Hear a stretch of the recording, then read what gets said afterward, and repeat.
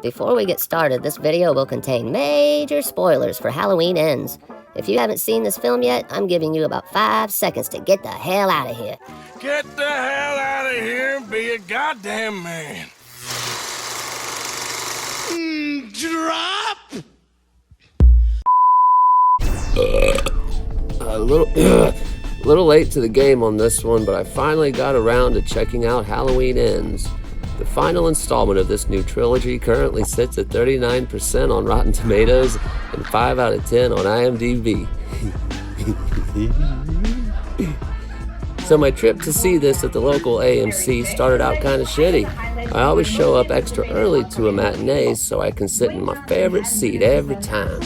But this time I walk in and these two bitches are in my sweet spot. Oh well, at least they were quiet.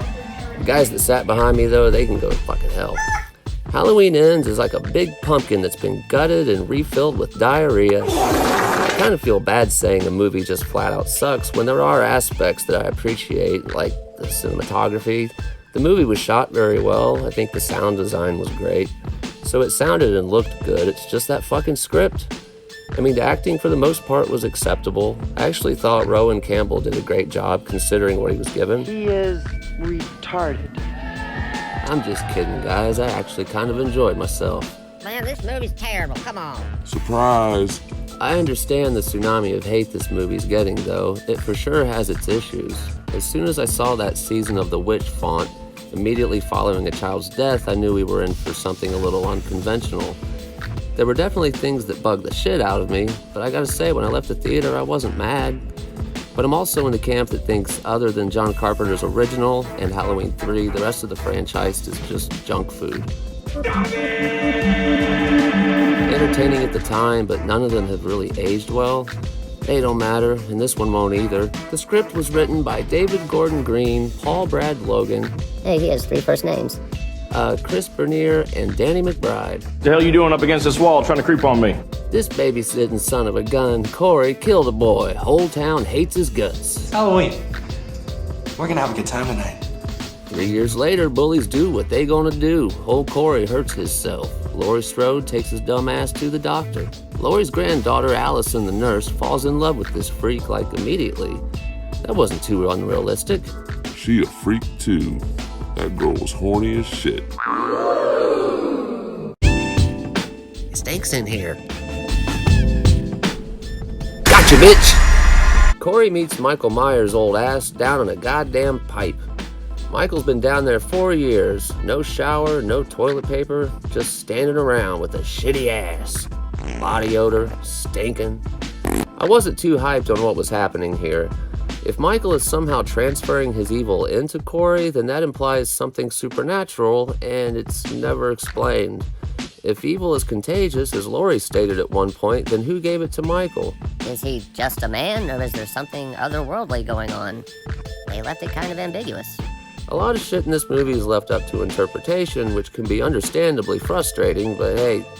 It is what it is, I guess. Corey loses his goddamn mind. Him and Michael team up and murder a bunch of assholes. The whole town is full of them. I did like some of the kills in here. I didn't think this one was really necessary. It's like, yeah, we get it. Okay, we see what you did. With the help of Michael Myers, Corey murders his bullies. Ow, my mouth, stop it. He delivers my favorite kill of the movie to this smart-talking radio DJ. Ow, my fucking tongue.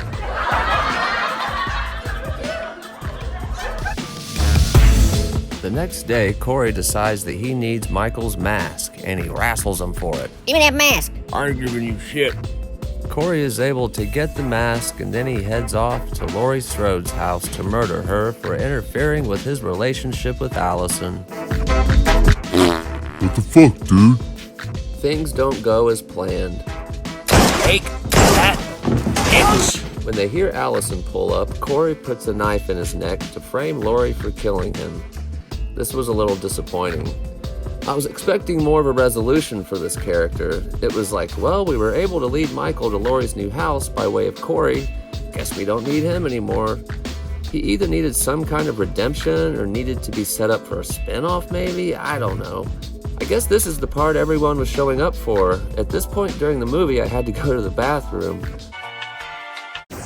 About an hour before I had headed to the theater, I stopped off and picked up a large order of fried cheese curds. I'd been drinking coffee all morning on top of that. I started playing Candy Crush on my phone in the bathroom and kind of lost track of time.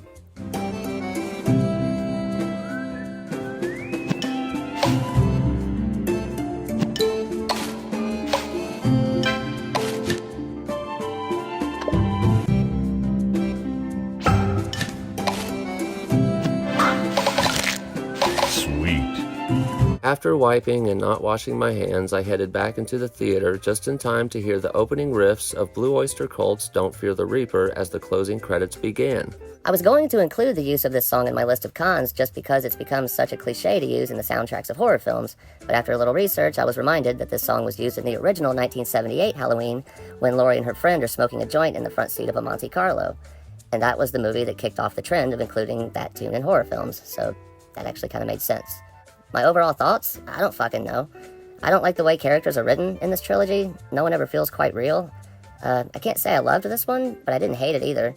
I can see both sides of the discourse on this one, and yeah, I'm on the fence. I'm right in the middle. So I'm giving this one 5 golden awards out of 10 golden awards. What did you think about Halloween Ends? Let me know in the comments. Like, subscribe, and click that ding-dong bell for notifications. Thanks for watching. Bye, bitch.